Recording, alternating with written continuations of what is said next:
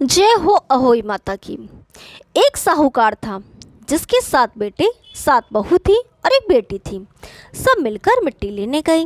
मिट्टी खोदते समय नंद के हाथ से साहू का बच्चा मर गया। साहू माता बोली कि मैं तेरी कोख बांध दूंगी। तो नंद ने अपनी सारी भाभियों से कहा, लेकिन नंद के बदले में अपनी कोख बंधवाने के लिए 6 भाभियों ने मना कर दिया। पर उसकी छोटी भाभी ने सोचा कि कोख नहीं बंधवाएंगे तो सासू जी नाराज हो जाएंगी।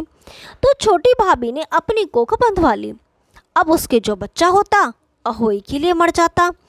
एक दिन उसने पंडिताइन को बुलाकर पूछा कि क्या बात है, मेरे बच्चे अहोई 7 के दिन मर जाते हैं। तब पंडिताइन बोली कि सुरभि गाय की सेवा किया कर। सुरभि गाय साहू माता की सहेली है, वह तेरी कोख छोड़ेगी तब तेरा बच्चा जिएगा।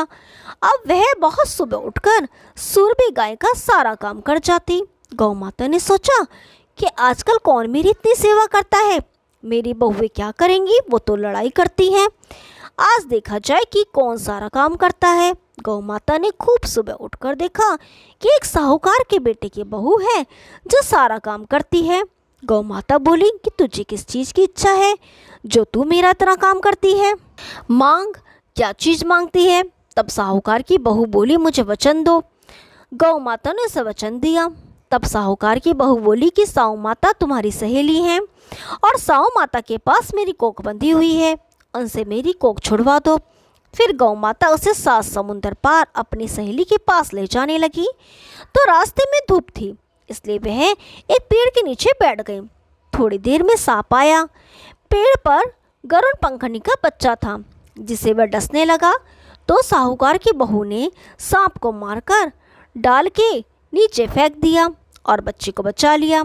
गरुड़ पंखनी आई, आकर साहूकार के बेटे की बहू को चोंच मारने लगी।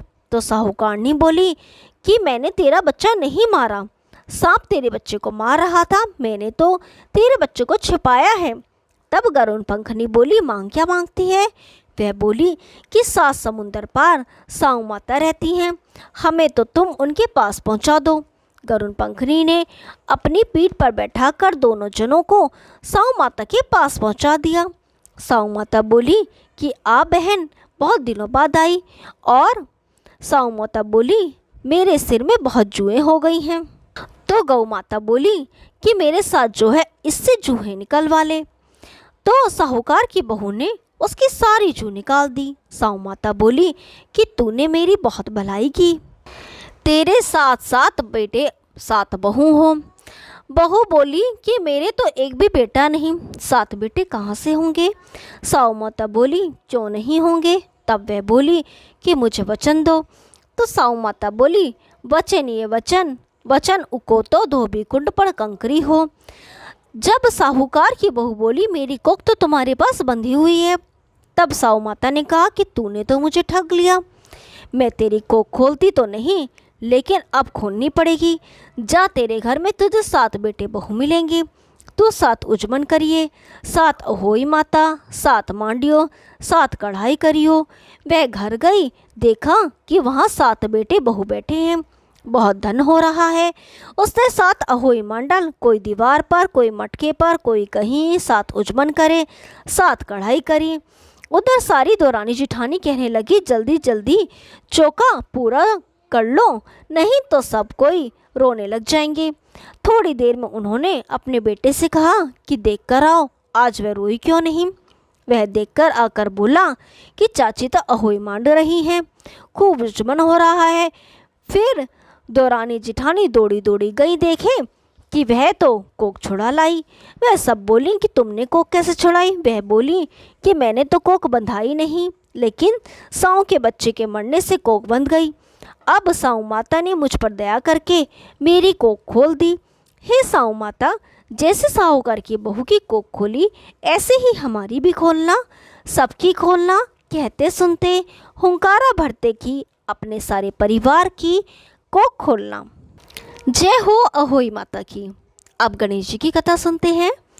एक बुढ़िया माई थी, वह मिट्टी के गणेश की पूजा करती थी, रोज बनाए रोज गल जाए। एक सीट का मकान बन रहा था, वो बोली, पत्थर का गणेश बना दो। मिस्त्री बोले कि जितने हम तेरा पत्थर का गणेश गढ़ेंगे उतने में अपनी दीवार ना चिनेंगे।